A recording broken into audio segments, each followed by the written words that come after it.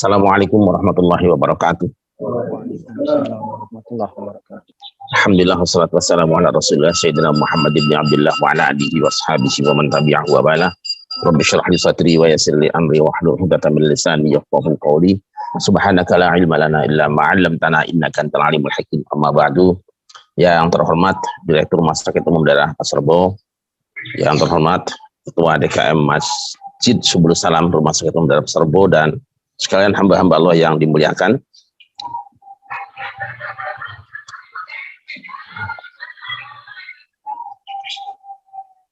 Hari ini kita akan melanjutkan kajian kita, memasuki ayat ke 190 sampai dengan 193 atau 2 ya. Sampai dengan 193 dari suratul Baqarah. 190 sampai 193. A'udzubillahi minasyaitonir rajim. Bismillahirrahmanirrahim. وقاتلوا في سبيل الله ولا تعتدوا وقاتلوا في سبيل الله الذين يقاتلونكم ولا تعتدوا إنه لا يحب المعتدين واقتلوهم حيث ثقفتموهم وأخرجوهم من حيث أخرجوكم والفتنة أشد من القتل ولا تقاتلوهم عند المسجد الحرام حتى يقاتلوكم فيه فإن قاتلوكم فاقتلوهم كذلك جزاء الكافرين فإن انتهوا فلا عدوان إلا على الظالمين. Masih ya? Fa in intahu fa innallaha ghafurur rahim wa qatiluhum hatta la takuna fitnatun wa yakuna ad-dinu lillah fa in intahu fala udwana illa 'alal zalimin. Mohon maaf tadi agak tersilap sedikit. Silakan Mas. A'udzubillahi minasyaitonir rajim. Bismillahirrahmanirrahim. Dan perangilah di jalan Allah orang-orang yang memerangi kamu, tetapi jangan melampaui batas. Sungguh Allah tidak menyukai orang-orang yang melampaui batas. Dan bunuhlah mereka di mana kamu temui mereka, dan usirlah mereka di mana mereka telah mengusir kamu, dan fitnah itu lebih kejam daripada pembunuhan. Dan janganlah kamu perangi mereka di Masjidil Haram, kecuali jika mereka memerangi kamu di tempat itu. Jika mereka memerangi kamu, maka perangilah mereka, demikianlah balasan bagi orang kafir. Tetapi jika mereka berhenti, maka sungguh Allah pengampun maha penyayang. Tetapi jika mereka berhenti, maka sungguh Allah maha pengampun maha penyayang. Dan perangilah mereka itu sampai tidak ada lagi fitnah, dan agama hanya bagi Allah semata. Jika mereka berhenti, maka tidak ada lagi permusuhan kecuali terhadap orang-orang zalim. Shadaqallahul azim. Suara masih bocor ya?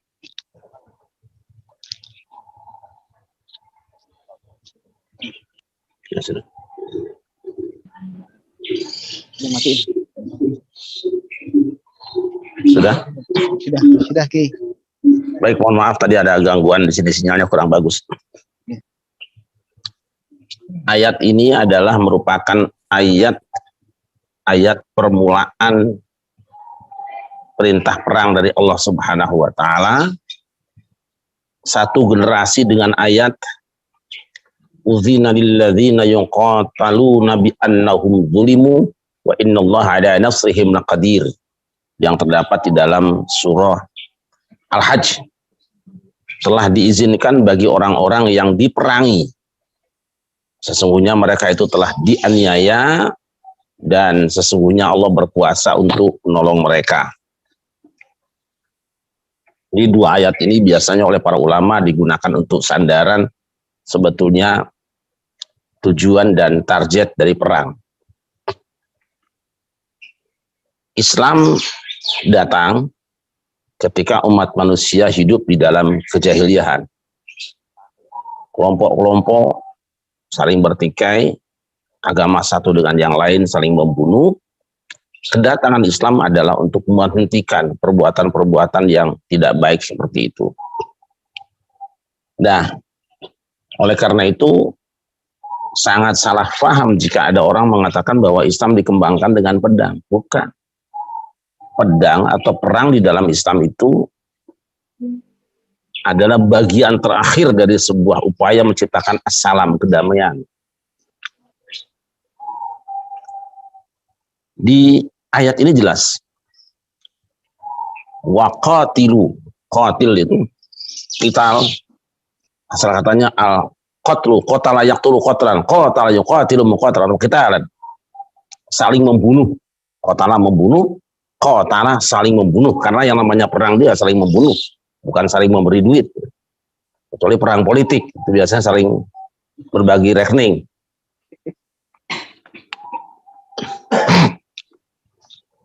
Perangilah oleh kamu di jalan Allah. Ini menarik ya, kata perang ini, perintah perang diurutkan dengan perintah puasa. Puasa mendidik kita supaya menahan hawa nafsu dan tidak mengambil harta orang lain. Mengendalikan nafsu. Disusul dengan perang. Karena perang di dalam Islam itu bukan melaksanakan perintah nafsu. Sama. Dalam perang juga kita harus menahan hawa nafsu. Ini penting sekali. Makanya ada sebuah hadis menyebutkan, walaupun hadisnya dianggap sebagai hadis lemah atau hadis maudhu, ketika pulang dari peperangan, Rasul pernah mengatakan, raja'na minal jihadil asghar ilal jihadil akbar. Kita baru saja perang dari jihad kecil, yaitu membunuh musuh, perang, ilal jihadil akbar, kepada jihad yang lebih besar, yaitu memerangi hawa nafsu. Jadi dia puasa memerangi hawa nafsu disusul dengan perintah perang. Bahkan Ali bin Abi Thalib pernah ketika berhadapan dengan musuhnya berperang, sudah tinggal dibunuh, musuhnya meludahi mukanya, tidak jadi dibunuh karena emosi. Kalau kita justru kalau musuh meludahin kita makin cepat aja, kita cincang banyak-banyak aja kan. Ali enggak, sudah mau dibunuh meludahin, emosi dia, stop. Kenapa dibunuh? Aku marah. Jadi membunuh musuh dengan kemarahan itu barangkali dalam hatinya Ali bin Abi Thalib bisa merusakkan ketulusan kita berjihad. Ini indah Islam kalau dibongkar dengan baik. Maka waqatilu fi sabilillah, berperanglah kamu semua di jalan Allah. Nanti di belakang kita akan sampai pada ayat wa yakuna dinulillah. Berperanglah kamu di jalan Allah. Karena pernah ada orang yang bertanya, para sahabat yang bertanya, Rasulullah, ada orang yang perang karena membela kehormatannya, membela hartanya. Ada yang perang karena ingin kelihatan gagah. Terus yang disebut fisabilillah itu yang mana? Man qatala litakuna kalimatullahi al-ulya huwal jihadu fisabilillah. Yang disebut jihad di jalan Allah itu adalah orang yang berperang supaya kalimat Allah itu tinggi dalam rangka mengunggulkan agama Allah. Nah, perang dan adik-adiknya kan ada. Perang itu punya adik-adik juga, berkelahi, caci maki, terus perang medsos itu punya saudara-saudara. Itu harus dilakukan fisabilillah, di jalan Allah, tidak ada tujuan lain. Siapa? Alladzina yuqatilunakum, yang diperang itu orang-orang yang memerangi kamu. Berarti kalau begitu Islam tidak boleh memulai perang. Betul. Petantang, petenteng, sok kuat juga tidak boleh. Itu bukan bagian dari ajaran Islam. Dalam kondisi damai, petantang, petenteng, bawa-bawa golok sana sini, teriak-teriak perang, tidak boleh. Islam adalah agama yang menyerukan kedamaian, seperti sudah sering saya bahas. Yang diperangi adalah alladzina yuqatilunakum, orang yang memerangi kamu. Ini adalah sebuah statement yang luar biasa di dalam keragaman beragama. Tidak ada perang karena agama, tidak ada. Kalau kita buka Quran dari awal sampai akhir, tidak ada peperangan yang dinazaskan karena apa? Karena sentimen agama, tidak ada. Beda agama biasa saja itu berdampingan. Yang diperangi siapa? Alladzina yuqatilunakum. Orang-orang yang memang memerangi kamu. Nanti di Al-Hajj, kan ayatnya jelas. Perhatikan ayatnya.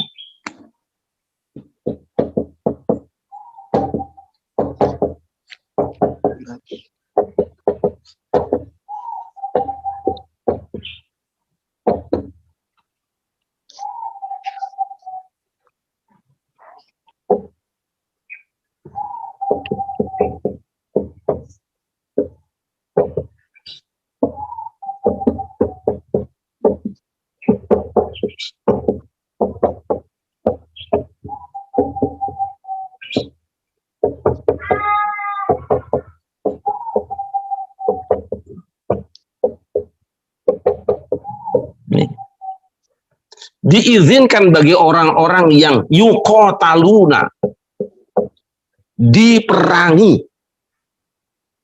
Izin berperang hanya diberikan, sifatnya diizinkan, bukan disuruh kok. Maka semua ayat-ayat yang mengatakan bunuhlah, perangilah, harus merujuk kepada titik ini. Ya. Yang sudah dapat izin. Perintah itu hanya kepada orang yang dapat izin. Telah diizinkan bagi orang-orang yang diperangi. Coba deh, kalau nggak diperangi kan berarti nggak izin. Islam tidak boleh mulai perang, nyerang nggak boleh. Lu kok bisa pindah-pindah ke daerah, berkembang kemana-mana? Bukan karena perang, dengan dakwah. Bahwa perang itu terjadi karena dakwah kebenaran dihambat. Berarti Islam masa agama supaya pindah jadi Islam? Tidak. Ketika Islam dikembangkan ke daerah-daerah luar kota suci Mekah dan Madinah, itu Islam dikembangkan dengan dakwah. Ada yang masuk Islam, yang tidak masuk nggak diapa-apakan. Tetapi ketika ada orang yang masuk Islam, kemudian ada orang-orang yang memerangi orang yang masuk Islam, di sini ada sifatnya diizinkan. Dan ayat ini adalah tonggak yang sangat penting buat kita semua, supaya dalam hidup ini memahami kapan perang itu. Telah diizinkan bagi orang-orang yang diperangi. Yang maksudnya siapa? Sahabat-sahabat Nabi yang sudah hijrah ke Madinah. Coba. Kurang apa? Dia tinggalkan kampung halamannya supaya tidak terjadi perang. Ngejar juga. Nah, kalau bahasa kita kan sudah pindah hijrah ke Madinah, masih diserang juga. Dancok kok yang ini. Ini sudah nggak bisa ditahan. Mau lari kemana kita? Pindah kemanapun pasti dikejar. Uzina, diizinkan. Mereka telah melakukan pengusiran. Masya Allah. Statusnya apa? Bi'annahum zulimu. Karena sesungguhnya mereka orang-orang yang telah teraniaya, dianiaya. Diusir dari kampung halamannya, meninggalkan rumahnya, berpisah dengan keluarganya. Dengan hina. Dihinakan. Ini bukan orang-orang yang datang ke Indonesia kemudian ditolak, bukan ditolak ke sebuah negara, bukan. Ini diusir dari negaranya. Nah, kalau orang ditolak dari semua negara bisa jadi itu ditolaknya karena peraturan negara itu sendiri, atau ada perilaku kita yang dianggap tidak baik oleh mereka, atau tidak sesuai dengan negerinya. Kita datang misalnya ke Mesir, di Mesir ditolak kita, itu lain. Ini orang Mesir diusir dari Mesir secara aniaya, seperti itu misalnya. Nah, ini sahabat Nabi diusir dari Makkah sampai ke Madinah, sudah hijrah, sudah ngalah, sudah tinggalkan rumahnya, masih dikejar juga. Udina. Sekarang sudah ada izin, oke, di ACC sama Allah, peranglah. Bukan perang, bukan, silahkan perang, sudah boleh sekarang. Karena sahabat Nabi sudah gemeretak sebelumnya itu. Ini musuh kita hijrah dikejar-kejar gini juga nggak boleh perang. Ya wes lagi itu perang. Sok ayeuna perang ayeuna mah. Dan kalau sudah perang dimulai, orang-orang yang teraniaya, wa innallaha ala nasrihim laqadir. Allah kuasa menolong mereka. Ingat, yang ditolong itu orang-orang yang zulimu, yang dianiaya. Ini berkembang kemana-mana.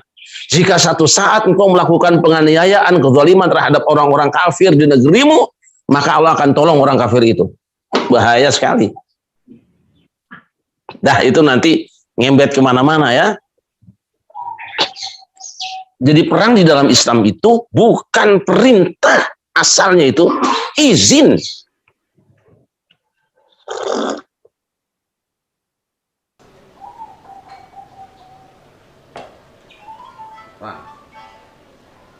Wala ta'tadu. Jadi pertama niat perangnya di jalan Allah karena Allah, yang kedua yang diperangi hanya orang-orang yang menyerang kita, memerangi kita. Oke. Wala ta'tadu, dan jangan kelewatan. Perang juga ada tata keramanya. Apa maksudnya? Kalau kita baca dalam tafsir. Wala ta'tadu. Ketika ini kita mahram nih.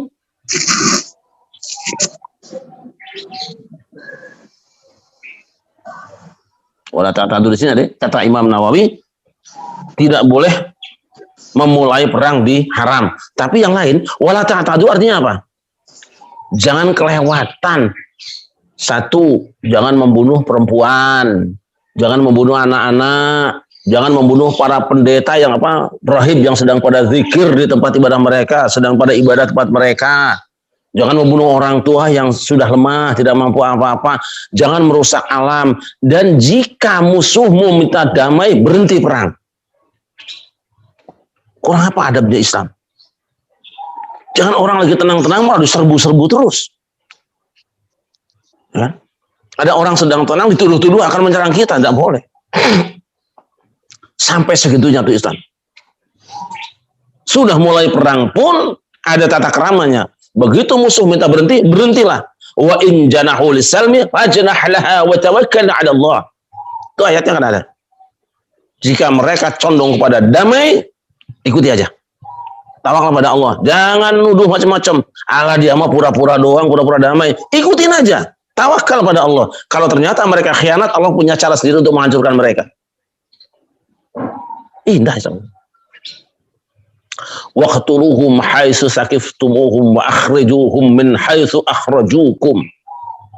Bunuh mereka dimanapun kamu temui mereka dan keluarkan mereka dari tempat mereka mengusir kamu. Coba ini kan membela tanah air, membela tempat tinggal sendiri. Jadi ada seolah-olah ada imigran yang ingin menguasai tanah air kita diusir, rebut kembali. Kalau bahasa kita maribung, rebut kembali gitu. Wal fitnatu asyaddu minal qatl. Di sini kadang-kadang kita fitnah itu kamu fitnah saya, fitnah itu lebih berat dari pembunuhan. Bukan itu bukan fitnah itu. Itu fitnah bahasa kita. Menfitnah saya kan nggak mencuri, kok aku difitnah tuduh mencuri, bukan itu maksudnya. Nanti para ulama mengartikan fitnah di sini dengan asyirk wal kufur, kemusyrikan. Ya. Kemusyrikan itu lebih berat daripada pembunuhan. Jadi membunuh orang boleh dalam rangka menyelamatkan umat manusia dari kemusyrikan. Itu yang diambil oleh para ulama. Tetapi kata fitnah juga bermakna al-ikhtibar wal ibtilah, ujian-ujian berat. Dan saya cenderung kata fitnah di sini adalah instabilitas, ketidakdamaian. Nanti di ujung ayat terakhir kita akan ulas itu. Nah, ada yang lebih buruk daripada membunuh. Apa? Membiarkan hidup kacau. Maka orang yang melakukan tindakan yang menimbulkan kekacauan boleh dibunuh demi kenyamanan yang lain. Nanti ini akan menjadi peraturan sebuah negara. Kaum yang selalu membuat keonaran di sebuah negara, maka negara boleh membuat undang-undang atau hukum atau peraturan yang sampai pada membunuh kelompok-kelompok itu. Sebab kalau mereka tidak dibunuh, negara akan tidak aman terus. Terus saja ramai. Fitnah itu lebih berat daripada membunuh. Membunuh seseorang demi terhindarnya negara dari sebuah fitnah, sah. Tidak masalah. Nah, itu. Tapi walaupun begitu, wala tuqatiluhum 'indal masjidil haram hatta yuqatilukum fi, kamu jangan membunuh, memerangi mereka di sisi Masjidil Haram, nanti wala taqtuluhum ya. Ada yang baca wala taqtuluhum 'indal masjidil haram hatta yaqtulukum fi. Wala taqtuluhum 'indal masjidil haram hatta yaqtulukum fi, wala tuqatiluhum 'indal masjidil haram hatta yuqatilukum fi. Kamu jangan memerangi, jangan membunuh mereka di Masjidil Haram sampai mereka membunuh dan memerangi kamu di situ. Karena apa? Masjidil Haram itu harus dijaga kesuciannya. Jangan sampai dinodai dengan darah berceceran. Bahkan seorang pelaku kejahatan pembunuh, begitu masuk Masjidil Haram, dia jangan dibunuh. Ambil dulu, dibunuhnya di luar. Kisosnya di luar. Di luar kota suci. Di luar tanah haram. Begitu indahnya syariat ya. Membunuh orang tapi di tempat yang terhormat, jangan. Jaga kemuliaan tanah haram ini. Maka orang-orang yang sudah sering berkunjung ke tanah haram, mestinya pulang ke tanah air itu menjadi orang yang cinta damai. Bukan lama-lama ngaji di tanah haram, belajar di sana, pulang malah menciptakan kekacauan. Sinahu dari situ. Wa in qatalukum faqtuluhum. Jika mereka memerangi kamu di Masjidil Haram, ya bolehlah bunuh mereka. Kadzalika jazaa'ul kafirin, yang demikian itu adalah balasan bagi orang-orang kafir. Wa qatiluhum, perangilah mereka hatta la takuna fitnatun, sampai hilang fitnah. Nah, kembali tadi, kata fitnah ini oleh para ulama diartikan dengan kemusyrikan. Maka tegas, wa qatiluhum hatta la takuna fitnatu wa yakuna ad-dinu lillah, perangi mereka sampai tidak ada lagi kemusyrikan dan yang ada hanya agama untuk Allah. Ini pemahaman pertama. Jadi targetnya apa perang itu? Bunuh semua orang kafir sampai yang tersisa hanya orang yang beragama Islam. Nah, pemahaman ini yang kemudian membuat kita kadang-kadang keras. Dan ini memang ada di tafsir-tafsir. Ini yang saya baca standarnya itu tafsir Nawawi Al-Bantani. Ini tafsirnya orang Indonesia tapi jarang yang baca.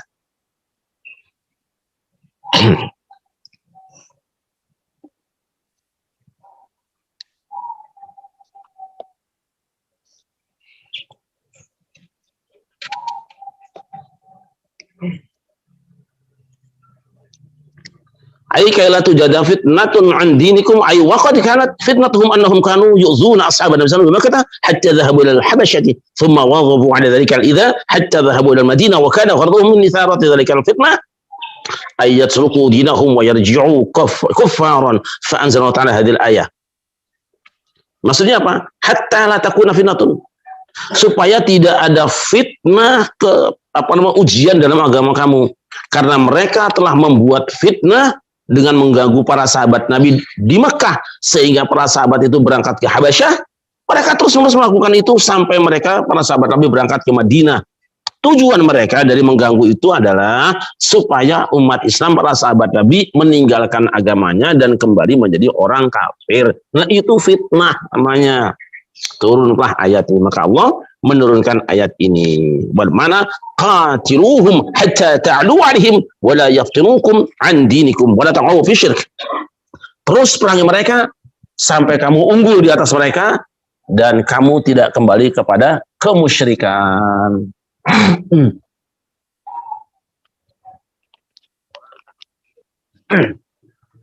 Nah, tetapi jadi maaf ya, berdasarkan pemahaman tafsir seperti ini, perintah membunuh semua orang musyrik sampai pada akhirnya hanya ada satu agama difahami oleh orang yang salah paham.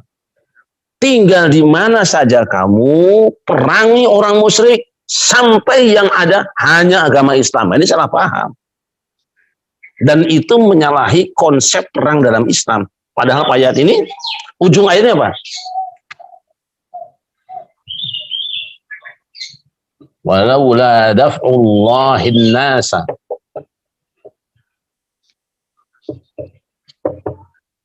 ba'dhum bi ba'din.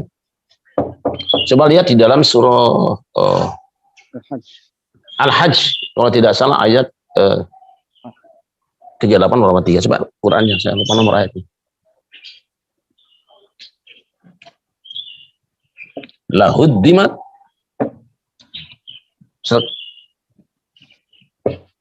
suami'u wa bi'un wa salawatun wa masajidu yudhkaru fiha ismullah.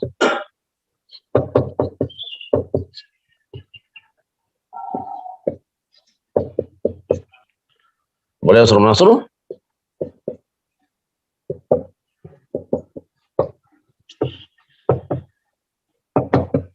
Innallaha laqawiyyun aziz. Al-Hajj. Mana Qurannya? Lihat di surah Al-Hajj, dibaca dari awal ayatnya saja supaya supaya kelihatan maknanya. Ayat 40. Ayat 40 ya. Silakan dibaca. A'udzubillahi minasyaitonir Nomor ayat. Bismillahirrahmanirrahim. yaitu orang-orang yang diusir dari kampung halamannya tanpa alasan yang benar, Gimana? hanya karena mereka berkata, Tuhan kami ialah Allah. Andainya Allah tidak menolak keganasan sebagian manusia dengan sebagian yang lain, tentu telah dirobohkan biara-biara Nasrani, gereja-gereja, rumah-rumah ibadah orang Yahudi, dan masjid-masjid yang di dalamnya banyak disebut nama Allah. Allah pasti akan menolong orang yang menolong agamanya. Sungguh Allah Maha Kuat, Maha Perkasa. Shadaqallahul Azim. Perhatikan ujung ayat. Inilah tujuan perang. Di antaranya, sekiranya Allah tidak menolak kejahatan sebagian manusia dengan yang lainnya, jadi kita harus menolak kejahatan. Niscaya akan rubuh biara-biara, gereja-gereja, sinagog, dan masjid-masjid. Berarti perang dalam rangka menyelamatkan kebebasan beragama. Yang selama ini orang perang karena justru dengan dalih agama. Perhatikan ini. Luar biasa kan? Faham kita selama ini salah. Perang paling dahsyat itu perang agama. Padahal peperangan di dalam Islam itu untuk menyelamatkan keragaman beragama. Tidak boleh dirusak tempat ibadah mereka. Ini ayat. Maka tadi, wa yakuna ad-dinu kulluhu wa yakuna ad-dinu lillah. Perangilah mereka sampai tidak ada fitnah. Fitnah itu apa? Instabilitas. Tidak rukunnya para pemeluk agama itu loh. Itu perang lakukan demi menyelamatkan itu. Wa yakuna ad-dinu lillah, dan agama itu milik Allah, bukan milik hawa nafsumu. Kan luar biasa sekali ini ayat. Agama itu adanya semata-mata milik Allah. Jangan kamu beragama itu miturut karepmu dewe. Agama itu milik Allah, bukan milik kamu. Jaga nama baik. Maka sering saya katakan, banyak orang yang menghina Islam, tapi yang lebih banyak orang yang menghinakan Islam. Kalau yang menghina Islam jelas bukan orang Islam, tapi yang menghinakan Islam karena apa? Tidak memahami syariat Islam dan membawa Islam tidak lillah, bukan karena Allah. Kepentingan politik, gitu kan? Sudah rusak. Jelas ya? Masalah jelas ya. Fa inin tahau fa innallaha ghafurur rahim. Tapi kalau mereka para pembuat kekacauan yang membunuh orang hanya gara-gara beda agama dengan kamu, gara-gara kamu beda dengan mereka, yang mengusir kamu gara-gara kamu punya agama yang beda dengan mereka, kalau mereka berhenti ya sudah. Allah Maha Pengampun lagi Maha Penyayang. Beri kesempatan mereka untuk bertobat. Beri kesempatan mereka untuk mendengar Islam.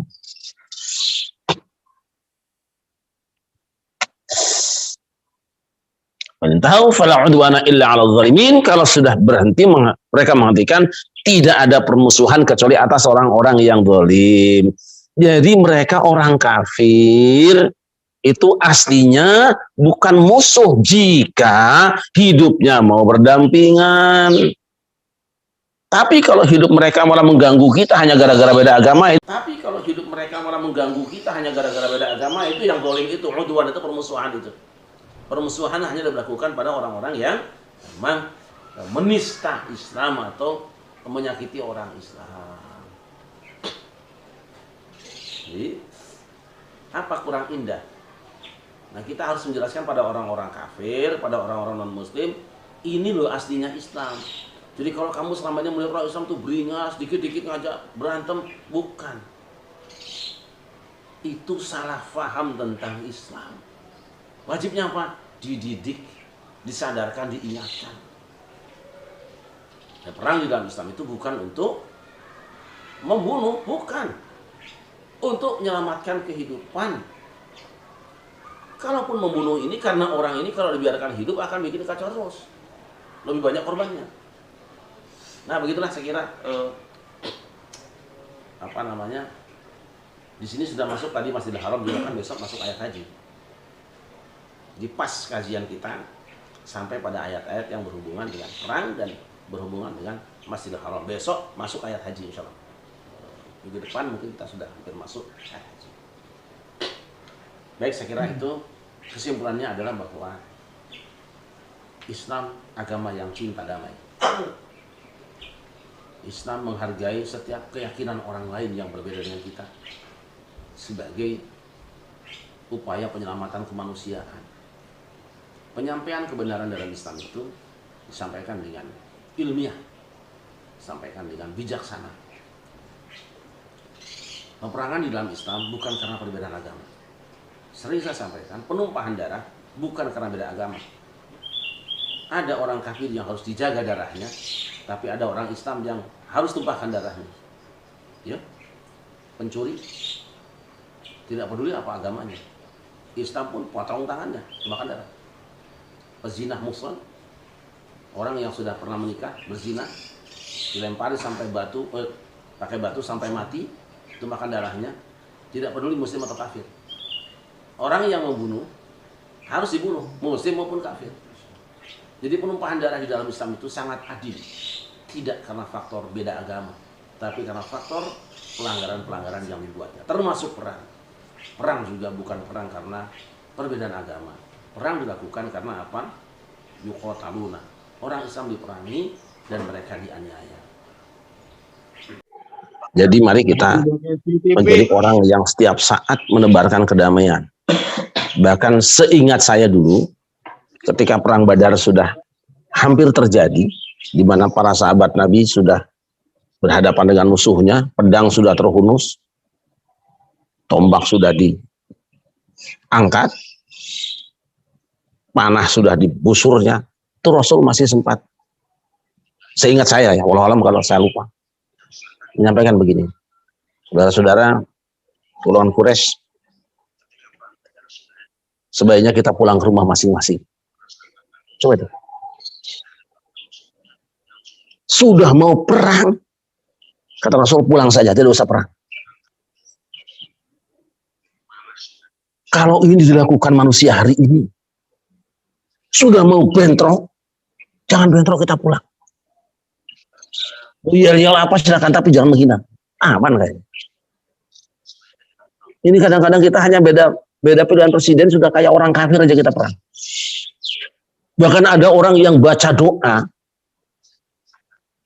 seperti doanya Rasulullah di perang Badar. Untuk yang beda pilihan presiden, haram hukumnya ini, tidak boleh.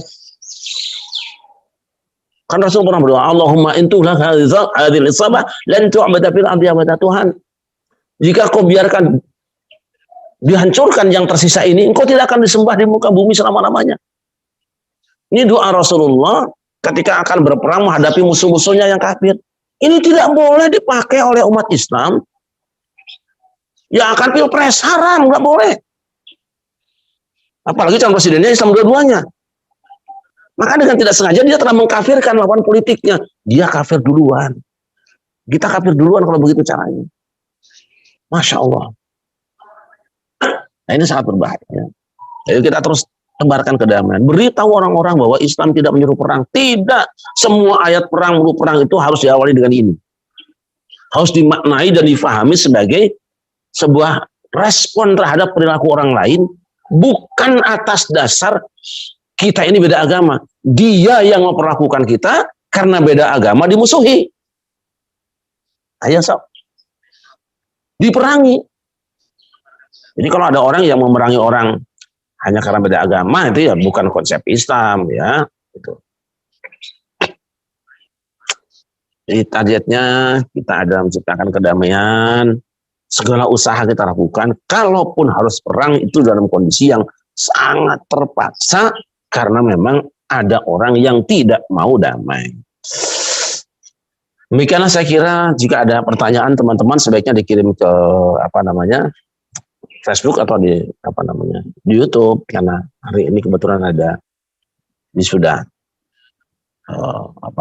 santri di sini, sudah wisuda anak-anak MI, jadi kita tidak sempat tanya jawab. Insya Allah nanti akan saya jawab, bisa melalui YouTube atau melalui Facebook, insya Allah.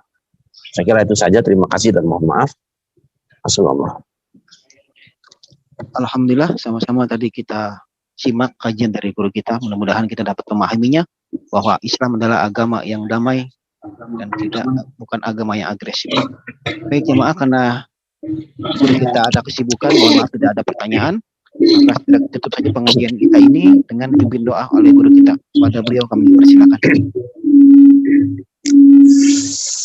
Untuk semua keluarga besar Rumah Sakit Umum Daerah Pasar Rebo, mulai dari pimpinannya, para dokternya, perawatnya, semuanya karyawannya, Allah berikan kesabaran di dalam merawat pasien-pasiennya, sehingga pasien dan keluarganya juga diberikan kesabaran di dalam menghadapi ujian yang diberikan pada mereka semua.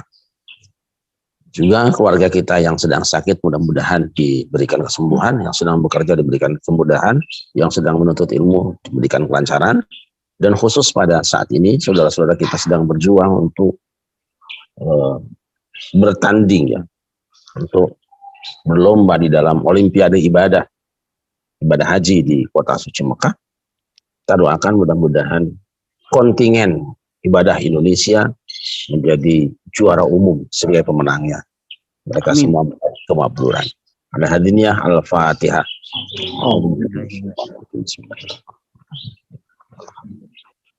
Ya kana alhamdulillah, ya kana sa'id,